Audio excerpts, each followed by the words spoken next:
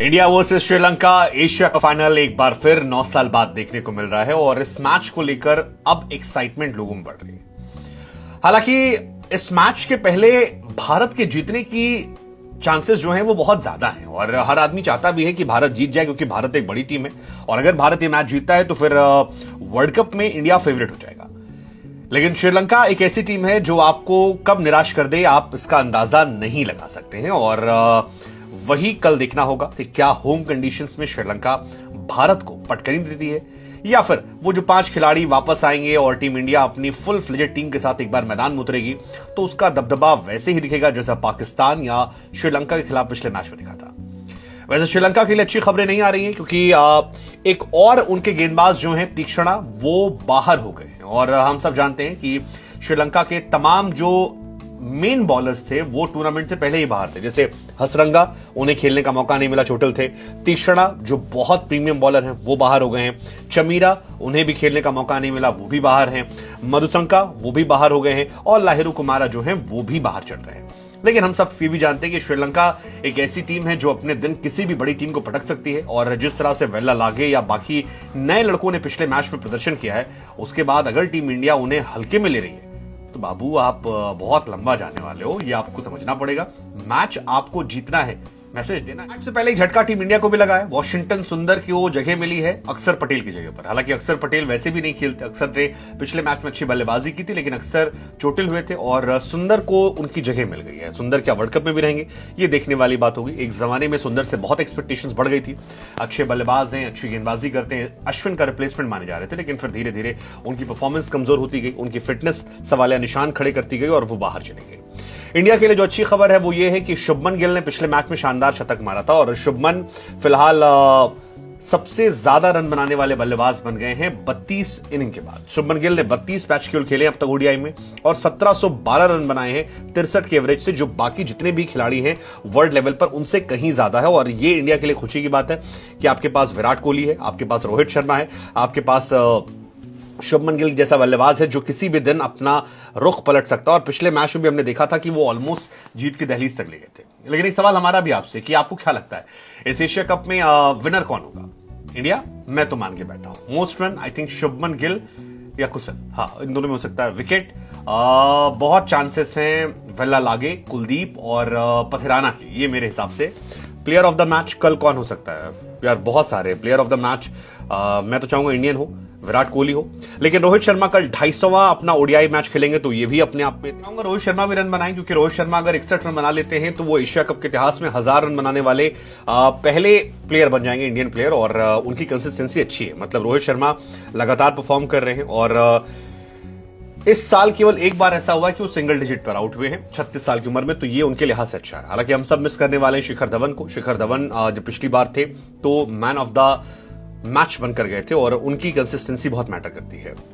Overall India और श्रीलंका के बीच में अब तक 19 मैचेस हुए हैं, 9 मैचेस इंडिया ने जीते हैं, 9 मैचेस श्रीलंका ने जीते हैं। एक फाइनल ऐसा रहा है जो बेनतीजा रहा है। हालांकि इसके अलावा भी कई फाइनल हुए हैं।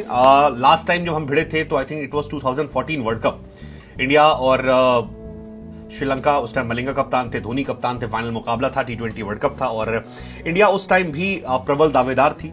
लेकिन फिर इंडिया ने पहले बैटिंग करते हुए 4 विकेट पर 130 रन बनाए और श्रीलंका ने 17 ओवर में 4 विकेट पर वो मैच जीत लिया था। संकारा कमाल की बल्लेबाजी करते नजर आए थे और मलिंगा की गेंदबाजी और आसानी से हरा दिया था। 2011 वर्ल्ड कप जब हुआ था तब इंडिया ने श्रीलंका को हराया था, तब भी यही लोग थे, धोनी और गंभीर की वो पारी जिसको हम लोग कहीं भूले नहीं। हालांकि 14 वाला भी हम डिजर्व करते थे लेकिन ठीक है। चैंपियंस ट्रॉफी में भी 2 बार फाइनल खेला गया जिसमें से एक बार रिजल्ट नहीं निकला तो वो सैड था। 2002 में कोलंबो में दादा जब थे तब रिजल्ट था वो नहीं निकला था।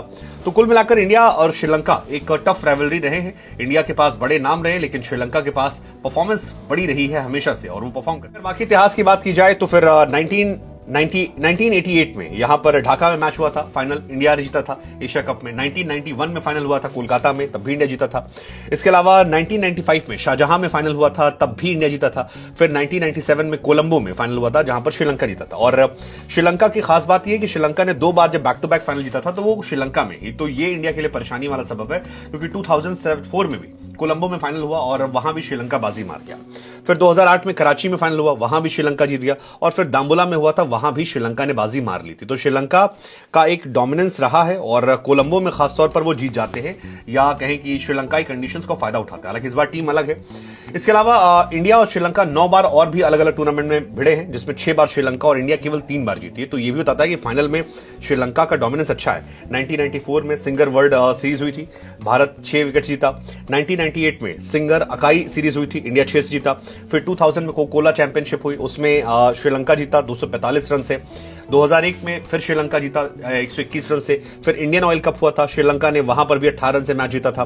2009 में कॉम्पैक्ट कप हुआ था, वहां भी इंडिया ने मैच जीता। फिर 2010 में श्रीलंका 4 विकेट जीता। 2010 में ही एक और टूर्नामेंट हुआ था ट्राई सीरीज दाम्बुला में, वहां श्रीलंका 74 जीता। और 2013 में ट्राई सीरीज थी, वहां पर भारत 1 विकेट से मैच जीता। तो कुल मिलाकर दोनों टीमें एक दूसरे को परेशान करती रही और ये इनकी खासियत रही है फाइनल मुकाबले को। फाइनल मैच का प्रेशर जो होता है ना, वो थोड़ा अलग लेवल का होता है और इसमें ऑस्ट्रेलिया बहुत माहिर रही है। जैसे ऑस्ट्रेलिया ने अब तक 95 फाइनल खेले हैं, जिसमें 60 में वो जीते हैं, 32 हारे हैं। तो उनका जो परसेंटेज है वो बहुत ज्यादा रहा है कंपैरिजन बाकी टीमों के। श्रीलंका भी फाइनल जीतने की मास्टर रही है, 62 बार खेले हैं, 34 बार जीते हैं, 26 बार हारे हैं।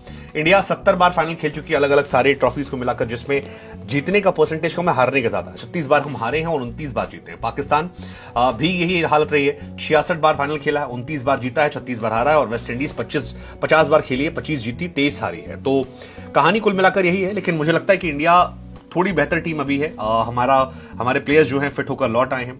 बस ये है कि मैच के दिन एग्जीक्यूशन किसका इतना अच्छा होता है और श्रीलंका कितनी होम कंडीशंस का फायदा उठाती है, क्योंकि वो बहुत मैटर करेगा। श्रीलंका फायदा उठाना चाहेगी, वो चाहेगी कि उनके स्पिनर्स को मौका मिले और इस मैच में वो अपना डोमिनेंस दिखाएं, क्योंकि श्रीलंका की टीम एक मजबूत टीम है और वो चाहते हैं कि वो अपनी पिच पर होम कंडीशंस को जितना फायदा उठा सके उठा ले।